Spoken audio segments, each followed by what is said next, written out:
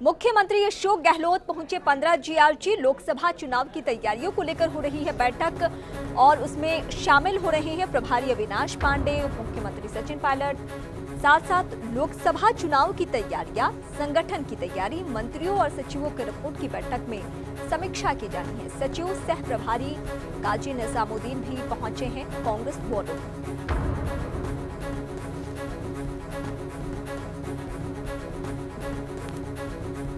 Bureau chief Aditi नागर इस वक्त हमारे साथ जुड़ी हैं। अदिति, सबसे पहले तो मीटिंग को लेकर अपडेट कीजिए। दिग्गज तो पहुंच गए हैं, लेकिन क्या मीटिंग की शुरुआत भी हो चुकी है?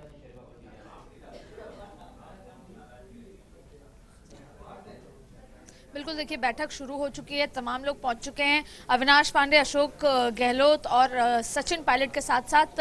चारों सचिव भी इस बैठक में मौजूद हैं और 15 जीआरजी के आवास 15 जीआरजी के बाहर हम खड़े हैं वॉर रूम, और यहाँ पर वो अहम इम्पॉर्टेंट बैठक जो है वो शुरू हो चुकी है। देखिए, लोकसभा की तैयारियों को लेकर अब समय उल्टी गिनती शुरू हो चुकी है, जहाँ पर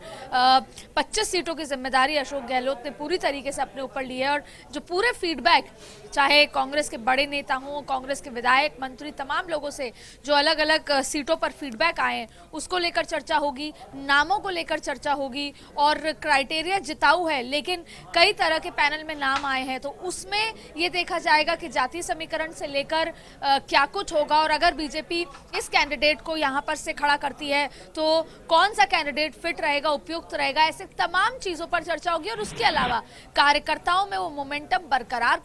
रखने के लिए क्या कुछ किया जाएगा। मेरा बूथ मेरा गौरव जो विधानसभा चुनाव में लगातार जो कांग्रेस ने काम किया, उस कार्यक्रम को आगे बढ़ाने के लिए 15 फरवरी से 25 फरवरी के बीच 225 कार्यक्रमों का जो आज रूपरेखा तैयार की जाएगी और उन कार्यक्रमों में कैसे कार्यकर्ताओं को ट्रेनिंग देनी है, ईवीएम में गड़बड़ी को लेकर कैसे ट्रेनिंग देनी है और तमाम चीज़ों को लेकर कैसे वो कार्यकर्ता जनता को अपने आप से कनेक्ट करेंगे, इन तमाम चीज़ों पर अलग अलग ट्रेनिंग होगी। तो ये बेहद महत्वपूर्ण बैठक अलग अलग मुद्दों को लेकर, लेकिन ये सभी कुछ लोकसभा चुनाव के मद्देनजर संगठन की मजबूती को लेकर ये बैठक यहाँ पर महत्वपूर्ण शुरू हो चुकी है, जिसमें अशोक गहलोत मुख्यमंत्री, एक अपडेट हम आपसे ये भी चाहेंगे, क्या उन रिपोर्ट पे भी चर्चा होनी है जो कि पिछले दिनों एक पैनल तैयार किया जा रहा था, जिलेवार मीटिंग की जा रही थी, जिन जिन जिलों की जिम्मेदारी सौंपी गई है, जो तमाम यहाँ पे मंत्री हैं उनको, उनसे रिपोर्ट मंगाया जा रहा था और 3 नामों का पैनल तैयार हो रहा था, उम्मीदवारों की फहरिस्त कर सकते हैं, तो क्या इस पैनल पे भी चर्चा होनी है आज?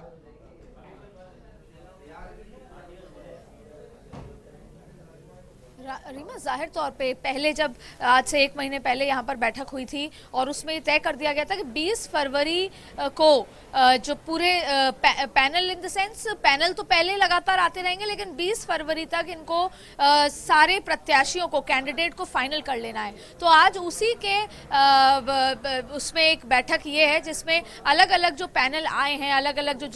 जो जिम्मेदारी दी गई थी मंत्रियों को, वो लोकसभा इलाके के जो प्रत्याशी होंगे, उस हर एक लोकसभा से 3-3, 4-4 नाम आए हैं, उसको लेकर भी यहाँ पर चर्चा होगी। लेकिन इसके बाद भी 2-3 और ऐसी बैठकें होंगी और उसके बाद वो नाम फाइनल होंगे, यानी 20 फरवरी से 25 फरवरी के बीच में। कांग्रेस ने पहले भी ये दावा किया था कि वो इस बार आधी रात को लिस्ट डिस्कशन करके लिस्ट फाइनल नहीं करेगी, वो लोकसभा प्रत्याशियों के नाम इस बार पहले ही तय कर लेंगे और उनको लगातार फील्ड में काम पे भेज देंगे और उसी के समक्ष ये बैठक हो रही है। अलग और भी बहुत सारे मुद्दे हैं, लेकिन सबसे बड़ी चुनौती है जिताऊ कैंडिडेट की। एक्सपीरियंस के साथ साथ कौन जीत सकता है, कौन अपने इलाके में सारे समीकरणों में फिट बैठता है, उन तमाम मुद्दों पर आज यहाँ पर बेहद महत्वपूर्ण बैठक चल रही है। बिल्कुल, हमने पैनल को लेकर चर्चा की थी, तो इससे ही जुड़ा हुआ मेरा सवाल ये है कि अगर हम विधानसभा चुनाव को याद करें तो जब उम्मीदवारों की फहरिस्त का अनाउंसमेंट हो रहा था, उसके बाद भी बहुत कुछ तब्दीलियां करने की गुंजाइश बची क्योंकि कार्यकर्ता नाराज हो गए थे। कुछ ऐसी नौबत यहाँ भी पनपने वाली है क्योंकि बहुत सारे ऐसे चेहरे हैं जो इस उम्मीद में है कि मुझे लोकसभा चुनाव का टिकट मिल जाएगा। ऐसी परिस्थिति के लिए पहले से ही क्या तैयारी की जा रही है कांग्रेस पार्टी के लिए? क्या आपने जो कहा, एक डेडलाइन बताया कि फरवरी लास्ट तक तय कर लिया जाएगा नाम, तो कांग्रेस पार्टी इस उम्मीद में है कि वक्त बचा रहे इन सारी चीजों को संभालने के लिए?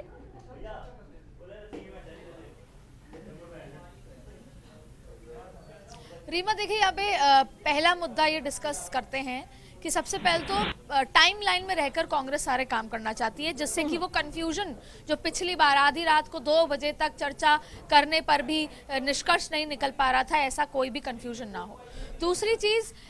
जब विधानसभा चुनाव थे तब और जब भी कोई पार्टी सत्ता में आने के करीब होती है, जब नज़ारा होता है कि ये पार्टी जीत सकती है, तो बहुत सारे प्रत्याशी खड़े हो जाते हैं हर एक सीट पर, और शायद वही नज़ारा है यहाँ पर। लेकिन यहाँ पर एक चीज़ विपरीत है, क्योंकि जिताऊ कैंडिडेट के टोटे हैं, इसलिए कई मंत्री कई विधायकों को चुनाव लड़ाने की बात है, और वो कहीं ना कहीं नहीं चाहते कि वो लोकसभा चुनाव लड़ें, क्योंकि कहीं ना कहीं कांग्रेस को और उन प्रत्याशियों को ये पता है, या जो जिनको कांग्रेस लड़ाना चाहती है उनको ये पता है कि ये नहीं कंफर्म कि केंद्र में कांग्रेस की सरकार आएगी या नहीं आएगी। और जाहिर तौर पर हर व्यक्ति सत्ता में रहने का, सत्ता में रहकर तमाम चीज़ों को जो तमाम चीज़ें उसका ही पार्ट बने रहना चाहता है। तो वो विधायक, वो मंत्री नहीं चाहते कि वो लोकसभा का चुनाव लड़े। लेकिन इसके अलावा अविनाश प्रभारी के साथ साथ कई ऐसे लोग हैं जिन्होंने इस बात को नकारा है कि राहुल गांधी जो चाहेंगे, राहुल गांधी को प्रधानमंत्री बनाने के लिए अगर हमको किसी भी मंत्री, किसी भी विधायक को चुनाव लड़ाना पड़ा लोकसभा का, तो लड़ाएंगे। लेकिन ये बात जरूर है कि जो एक्स एमपीज रह चुके हैं, जो लोकसभा चुनाव में जिनको टिकट नहीं मिल पाई है और जो चुनाव लड़ना चाहते हैं, ऐसे कई लंबी फहरिस्त है जो लोकसभा चुनाव लड़ना चाहते हैं। इसलिए यहाँ पर भी 25 लोकसभा सीट पर, हर एक सीट पर बहुत सारे प्रत्याशी होंगे और वो कंफ्यूजन। अच्छा अदिति, इस बीच हम जरा एक बार फिर से चर्चा कर लें। जब एक बार और आप जुड़ी थी, मेरा सवाल यही था कि कुछ ऐसे चेहरे हैं जो बागी रुख अख्तियार करके चुनावी मैदान में उतर गए, जीत भी गए, राहुल गांधी उनसे मिलने को तैयार हो गए हैं। तो क्या माना जाए कि जीत के लिए, मिशन 25 के लिए हर वो कदम पार्टी की तरफ से उठाए जाएंगे जिससे कि जीत हासिल हो, चाहे वो बागी ही क्यों ना हो?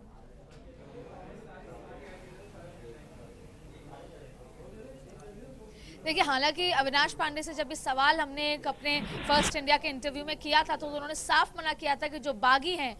उनको हम नहीं वापस पार्टी में लाएंगे, जिन्होंने कांग्रेस के खिलाफ जाकर चुनाव लड़ा था और जिनको हमने निष्कासित कर दिया था, उनको वापस से पार्टी से नहीं जोड़ेंगे। लेकिन देखिए, यहाँ पे जब राहुल गांधी को प्रधानमंत्री बनाने की बात है और जब चुनावी मोड में कोई भी पार्टी होती है, तो वो ये तमाम चीजों को, डिसिप्लिन को भूल कर चुनाव किस तरीके से जीता जाए, किसी भी कॉस्ट पर जीता जाए, उसमें लग जाती है। तो शायद ये उसी का एक पार्ट है कि जो बागी हैं लेकिन उनका अपने इलाकों में इम्पैक्ट है, वो बागी हो चुके थे लेकिन वो निर्दलीय जीत कर आ गए हैं, वो बागी हो चुके थे लेकिन उनके बिना उस सीट को निकाला नहीं जा सकता। तो ऐसे में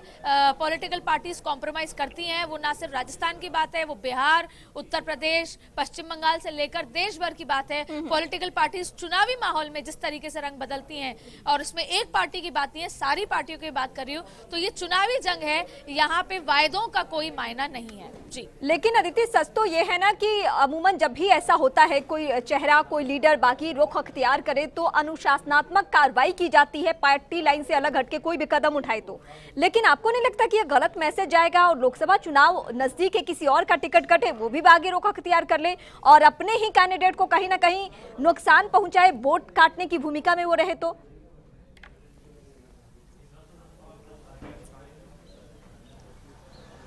जाहिर तौर पे ऐसा होता है। देखिए, आज एक ही सीट से रीमा और अदिति चुनाव लड़ रहे हैं, और अगर रीमा को टिकट मिल जाती है, और हम पार्टी एक ही में हैं, लेकिन मैं नहीं चाहूंगी कि रीमा चुनाव जीते, तो मेरा पूरा प्रयास रहेगा कि मैं किस तरीके से वोट डाइवर्ट कर सकूं। ये एक पर्सनल एग्जांपल हो गया। लेकिन देखिए, पैराशूट लैंडिंग के लिए राहुल गांधी ने लगातार बात कही थी कि पैराशूट लैंडिंग हम नहीं कराएंगे, लेकिन पैराशूट लैंडिंग का सबसे बड़ा एग्जाम्पल मानविंदर थे, जिनको चुनाव लड़ाया गया, वसुंधरा राजे के सामने चुनाव लड़ाया गया। तो बातें कई की जाती हैं, चाहे फिर वो कोई भी पार्टी हो, और बीजेपी भी लगातार कहती है कि हम दूसरी पार्टी से आए हुए नेताओं को आखिरी समय पर मौका नहीं देंगे। लेकिन ऐसे कई एग्जाम्पल हैं जो कांग्रेस में आखिरी दिनों में, चाहे बसपा से, कांग्रेस से आखिरी दिनों में पार्टी छोड़कर आए और उनको एक अहम चुनाव भी लड़ाया गया। अदिति, लबोलुआब यही है कि पार्टी कोई भी हो, लेकिन राजनीति में कथनी और करनी में बहुत फर्क होता है, और इसका उदाहरण अगर हम ढूंढने निकलेंगे तो कांग्रेस पार्टी इससे भी मिलेगा और बीजेपी से भी। फिलहाल शुक्रिया तमाम जानकारी के लिए।